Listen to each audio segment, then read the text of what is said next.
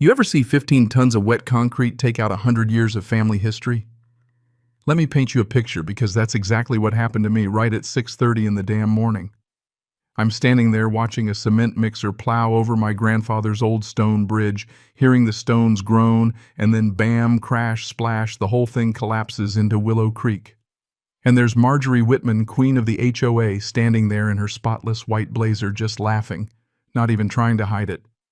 Oops, she sneers. Those old rocks weren't built for real trucks, honey. You know what's wild? She honestly thought that was funny, just a harmless little accident. What she didn't know, what nobody knew, was that months earlier I'd already set the whole trap. Every truck violation, every new crack in the stonework, every letter and document, I had it all.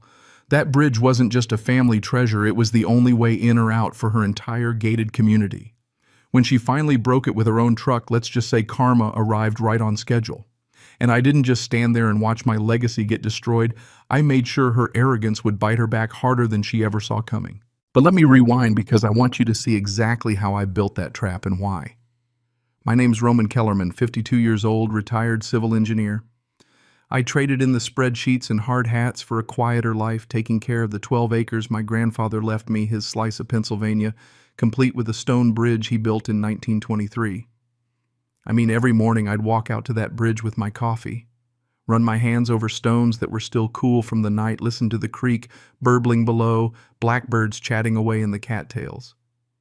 Man, the air always smelled like fresh wood and dew mixed with the sawdust from my workshop in Granddad's old barn. He'd spent 7 years building that bridge, every stone picked out, every line calculated by hand back when a slide rule was high-tech. Here's the thing, though, that bridge was only built for the loads you'd expect in 1923, 15 tons max. It was meant for tractors and hay wagons, not for today's cement trucks. The blueprints still live in my shop, fragile as tissue, smelling like old machine oil. You want to reach my land, you cross that bridge no other way unless you're packing waders and a strong sense of adventure, because everywhere else is swamp or protected land. And then came Hurricane Marjorie. That's what I call her anyway. Blonde bob cut so sharp it could slice a bagel BMW with vanity plates that basically scream, "I'm better than you." She moved in 3 years back, and from day one she was all about improving property values. Her first gift to me, a violation notice saying my grandfather's barn was an eyesore and needed to be painted beige to match the community aesthetic. I tried to explain politely even that it was a historic building, but nope. Next morning she's at my door in a jacket crisp enough to cut glass, smiling like she's never met joy. "Roman, maybe you'd be happier somewhere more rustic." She said rustic like she was diagnosing me with something contagious. The thing about Millbrook Heights, the community wrapped around my land, is it's full of retirees, mostly folks who love a good story and respect old things. They buy my custom furniture. They understand history.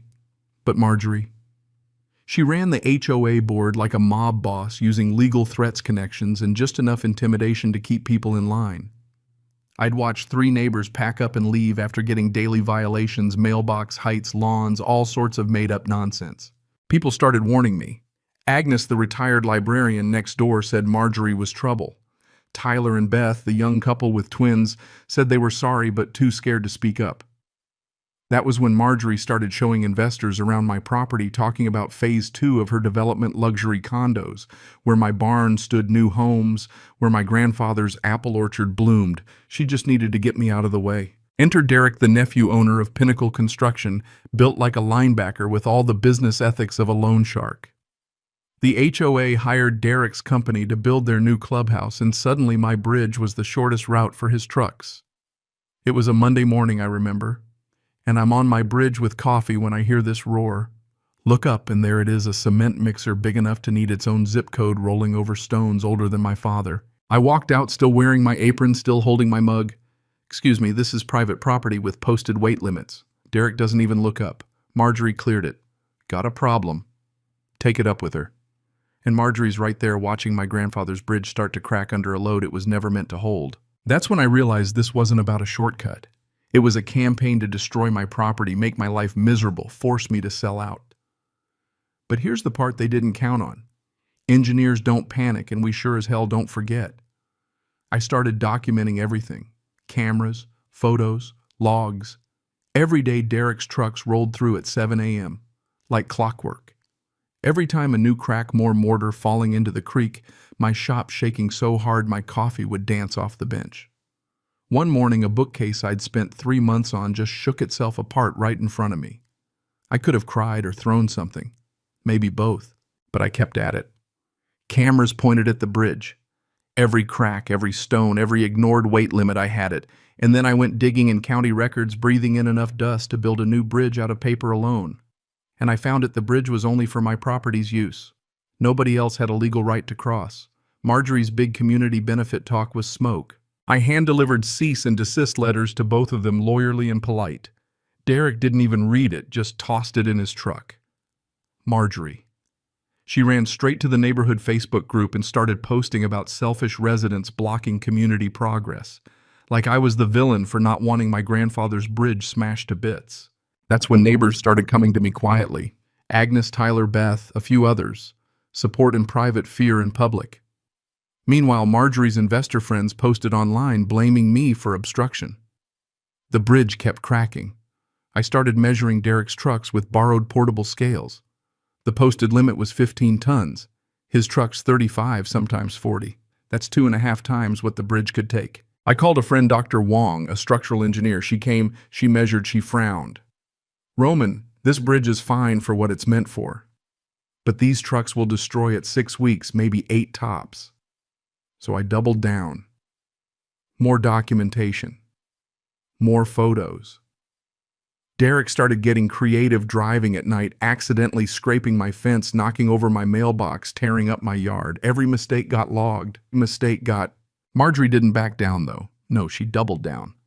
Filed a complaint with the county. Suddenly I had code enforcement and building inspectors on my doorstep.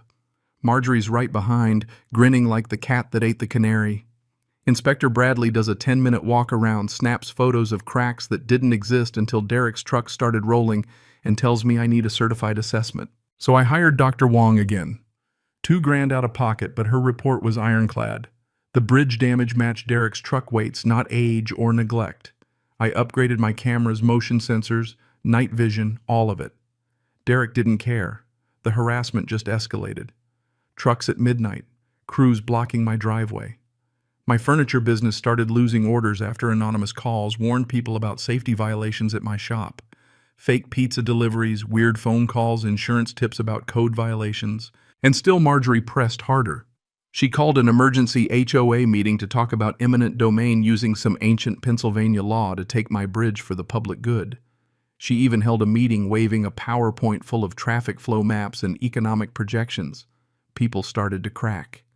But the twist, a reporter, Sarah, had slipped into the back recording everything.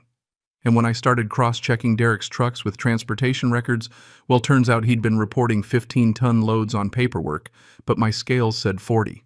That's federal fraud. Then came Marjorie's final gamble, a lawsuit. I got the letter, hands shaking, red ink all over, intent to sue for interference with legitimate business. She claimed Derek's weeks of trespassing meant he'd earned a legal right to my bridge, like you can steal someone's house by breaking in enough times. My attorney laughed, then got deadly serious. Lawsuits like this, even if you win, cost a fortune. Derek's crews started working later and louder, diesel generators running at midnight, blocking my driveway, making it impossible to deliver furniture.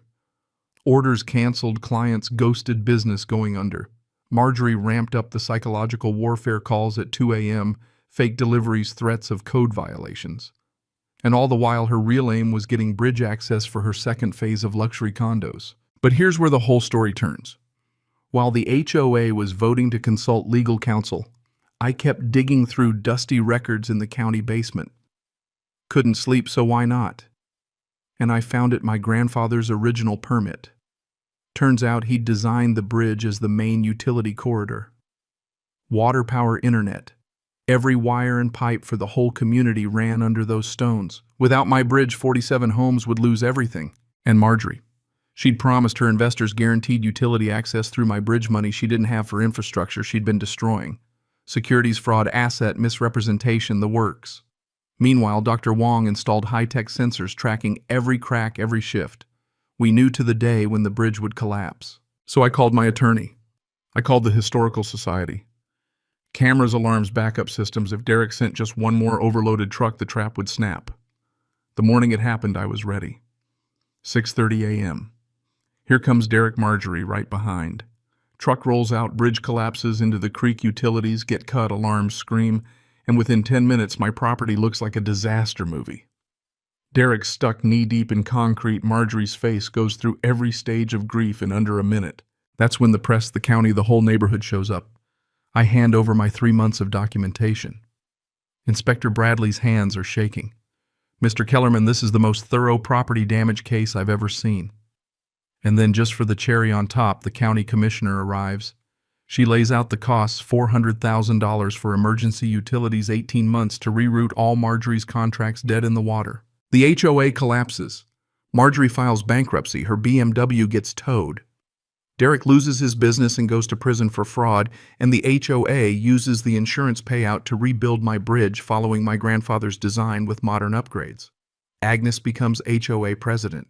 The community bans harassment, and suddenly the whole neighborhood's fighting to protect family legacies instead of tearing them down.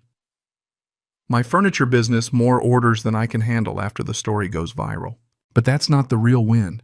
The real win is walking out every morning, coffee in hand, feeling that cool stone under my palm, hearing the blackbirds and the cattails, knowing my grandfather's bridge is standing stronger than ever. Kids play in the creek. The workshop is busy again. The community learned respect, the county got better laws, and I got a piece of peace back. You know, if there's a lesson in all this, it's that bullies don't always win, and sometimes the best revenge is just being prepared. Property rights aren't just lines on a map.